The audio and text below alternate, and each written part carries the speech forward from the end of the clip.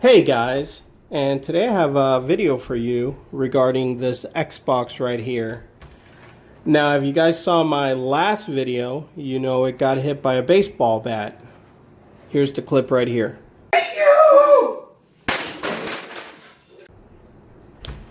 Yeah, not the nicest thing to do to an Xbox. You can see where it got hit exactly right there, how it's dented. So what I wanted to do is kind of take apart this thing and see just exactly what kind of internal damage it suffered, and I want to see if if anything inside of it is still usable, the motherboard, the disk drive, anything, because I have opened these before and parted them out and stuff like that. So let's dig in. Here I got some of my Star Wars tools. We're gonna need this. Here I got some other tools we're gonna need.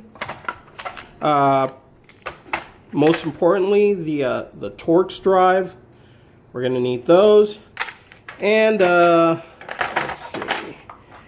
Oh, and this over here. These are just pieces left over from the destruction. All right, let's dig in.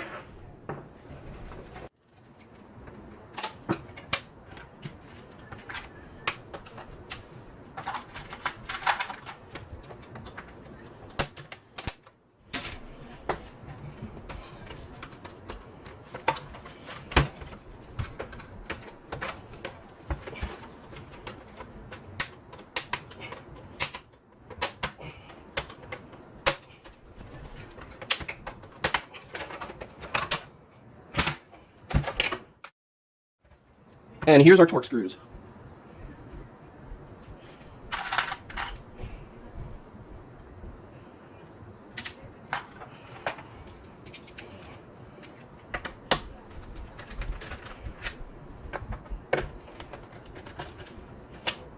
Now you don't have to take all of them out, you just got to take off these top three and then these bottom three here.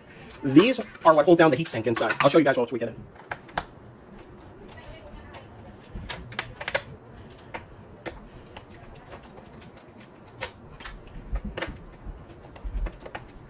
Oh, wrong one.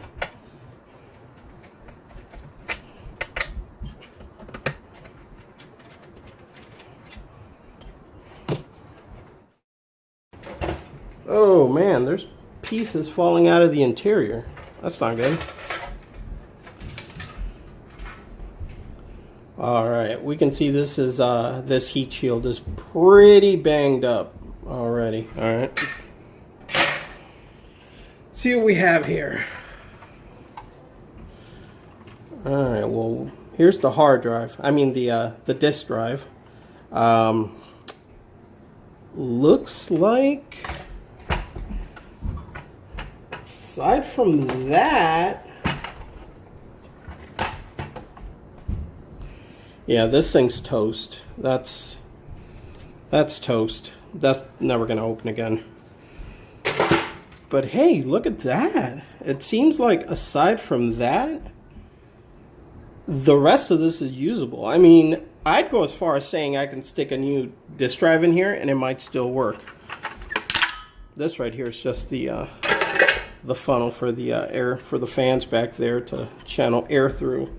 Now guys, this is one of the newer 360s. Since we got this thing open, let me give you a quick lesson. This was one of the first ones that was built after they fixed our red ring of death problem. And so you guys understand, this is the CPU right here under this heatsink. This is the GPU, the graphics processing unit. This was the culprit to the dreaded red ring of death.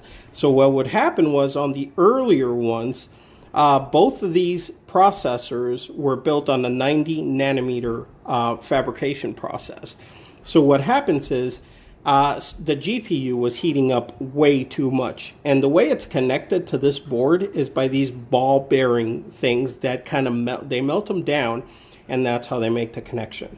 So this thing was getting so hot that ball bearing connection was literally remelting, and once after it melted and it got cold again, like after you turn the system off, it would create little fractures in it, like stress fractures. And after repeated, you know, many hundreds of times, it would actually make like a hairline fracture, and then that would make a connection that didn't connect.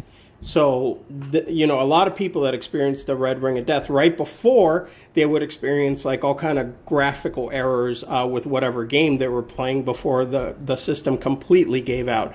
And that was some of the ball bearings in the GPU failing. And then once, you know, a couple fail, you know, you're done. Then the thing won't even turn on. But the way they solved it with this unit is they shrunk the GPU and the CPU to a 65 nanometer process, which they shrunk the whole chip down. And when you do that, it creates a whole lot, I think it was like 35% less heat. And by doing that, they prevented it from happening again. They should have just done that in the first place, but, you know, whatever. That's what they did to fix it. And it worked. This thing still worked. And I'm sure it still works even now. I just got to get a new disk drive for it. You know, once I do that, let me see if I can get a disk drive. And it'd be interesting to see if this thing still works after getting hit by an aluminum baseball bat as hard as I freaking could. I mean, I hit this thing like I was shooting for a home run. Anyways, guys, I hope you learned something. Give me a thumbs up if you like my video. Love you guys.